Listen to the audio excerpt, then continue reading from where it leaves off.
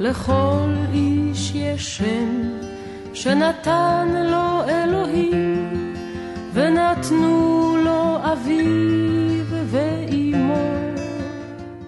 Hola oyentes de Radio Sefarad, un nuevo encuentro con Alejandro Rubinstein para seguir hablando de los buenos nombres, el buen nombre de los judíos. ¿Qué tal, Alejandro? ¿Qué tal, Jorge? Bueno, hoy me comentabas que vamos a empezar con una serie de nombres que empiezan por la partícula el, que significa Dios. Y en este caso, bueno, el más breve y conocido de ellos es Eli o también Eliab, ¿no? Es correcto. Hoy damos inicio a una nueva serie de estudios onomásticos judíos con los nombres bíblicos que emplean la fórmula Eli, ya sea como nombre en sí mismo o como prefijo o sufijo de cada denominación. Y para dar comienzo, es preciso hacerlo con el nombre de Elí, cuyo significado es mi Dios. Este personaje aparece referido en el texto del libro del profeta Samuel, en el capítulo 1, versículo 3, y se remonta al siglo XI antes de la era común. Elí era un sacerdote en Shiloh, un centro de adoración y peregrinación en la era anterior a la que Israel tuviese un rey como su gobernante. Pues bien, un hombre de nombre Elcaná peregrinaba cada año en compañía de su familia a Shiloh para adorar a Dios y a rendirle sacrificios. En uno de estos peregrinajes, Hannah, una de las dos esposas de Elcaná, rezaba a Hashem de manera silenciosa y con amargura para que el Supremo le otorgara un hijo. Eli observó cómo los labios de ella se movían, pero que no emanaban ningún sonido. Ante ello, supuso que Hannah había bebido alcohol y le sugirió que dejara de hacer ello. Hannah le explicó a Elí que no había bebido vino, sino que expresaba su pesar a Dios.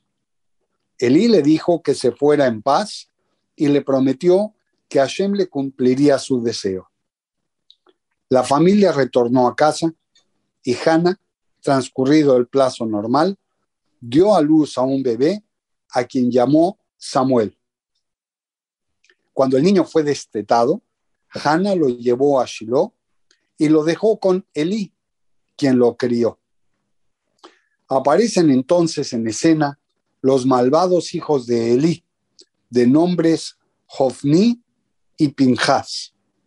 El texto dice que un hombre de Dios se acercó a Elí y le acusó de honrar más a sus hijos de lo que debería honrar a Hashem, y que por tanto su castigo sería que ambos hijos morirían en el mismo día, que sus descendientes dejarían de ser una familia sacerdotal influyente y que los sobrevivientes habrían de ser reducidos a mendigar dinero y comida del Cohen Agadol o gran sacerdote.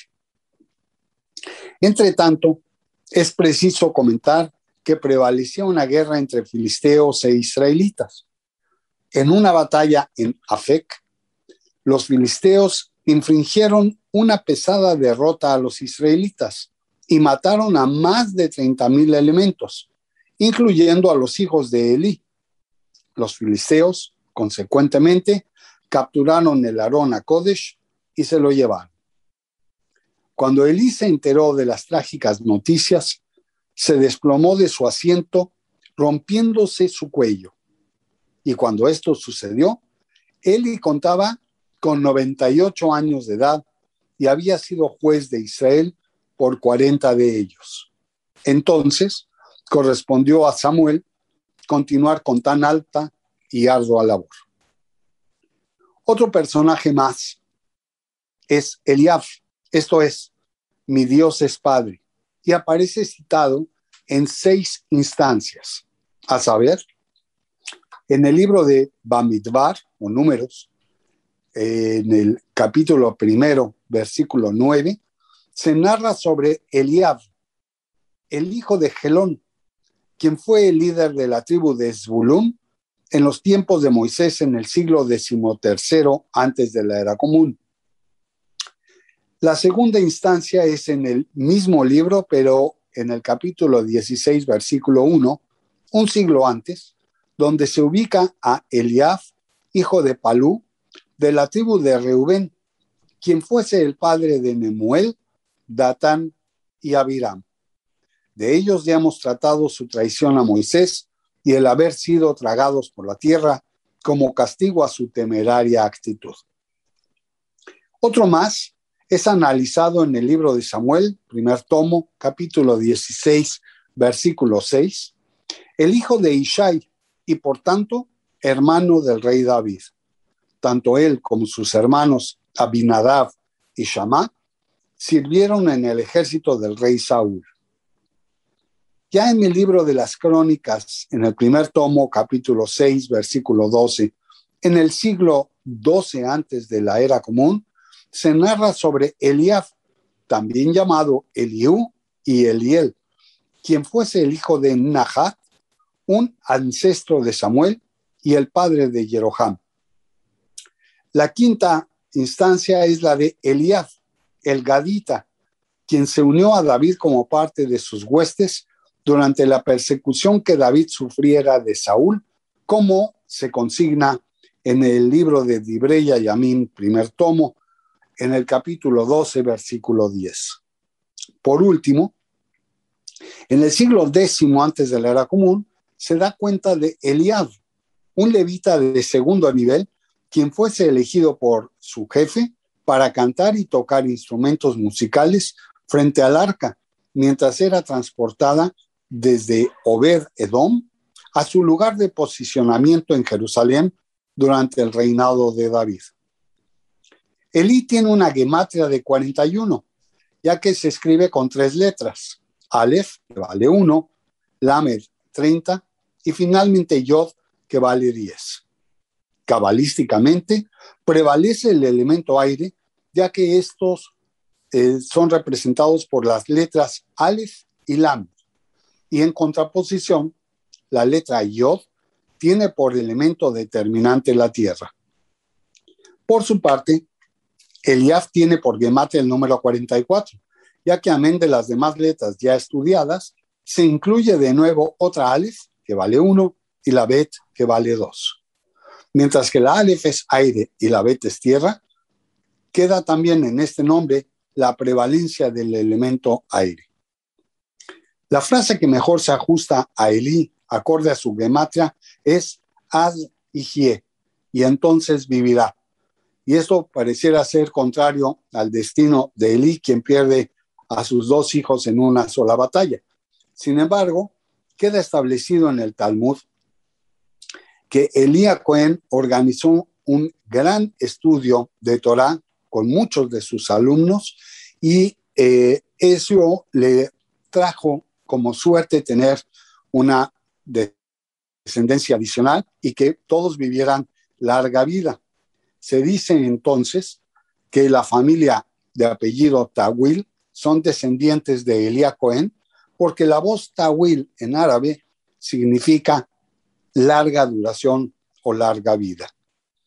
En el caso de Eliab, se puede ampliar este análisis gemátrico con 3 frases. Uzaha, él fue meritorio. Aoher de Ahu, el querido y quien ama. Y por último, le David, que en este caso, visto que uno de ellos resultó ser hermano de David, pues le queda naturalmente el hecho de estar hacia David, que esa es la traducción del vocablo le David. Pues bien, en cuanto a la popularidad de los nombres, podemos decir que el caso de Elí es un nombre que está teniendo mucha popularidad, tanto en Australia, en los Países Bajos, en Estados Unidos de manera muy notoria, en Nueva Zelanda, en Canadá, en Inglaterra y Gales. No podemos también olvidar a Irlanda del Norte, a Canadá, en particular en la zona de Quebec, son los lugares que más se registra el uso de este nombre, y que tiene un franco descenso en Eslovenia, en Noruega y en Irlanda. A pesar de ello, es pertinente decir que es un buen nombre masculino, clásico, juvenil, informal, considerado como común, natural, pleno, fuerte, refinado, extraño y a la vez simple. Alguna gente lo considera serio y otros lo consideran un tanto cómico, pero lo que no hay duda es de que es un nombre bastante intelectual. Tiene como días de celebración el día 21 de mayo en Noruega. ¿Qué pasa con el nombre de Eliad?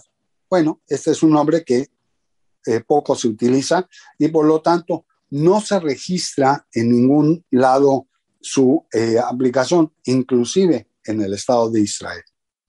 Se considera como un buen nombre masculino, clásico, maduro y definitivamente formal, de la clase alta, pero a la vez es natural, pleno, muy fuerte, refinado, extraño, algo complejo, serio y nuevamente es considerado como intelectual.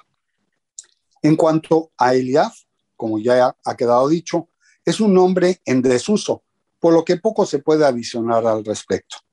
No obstante, de Eli es bueno recordar al famoso actor norteamericano Eli Wallach, el director y productor de películas de terror Eli Raphael Roth, el político israelí Eli Yishai, el exjugador de fútbol y actual presidente del equipo Beitar Jerusalén, el israelí Eli Ohana, y claro, el inigualable laureado premio Nobel, el ya fallecido Elie Wiesel. Cada uno de ellos otorga vigencia a este nombre que goza de cabal salud. ¿Qué te parece, Jorge? Me parece muy interesante y más todavía que esto no se acaba aquí, porque como decías, esto va a traer varios programas en torno a este prefijo o sufijo que invoca a Dios. Así que estamos ya esperando la próxima entrega. Hasta entonces, muchas gracias, Alejandro Rubinstein. Hasta entonces.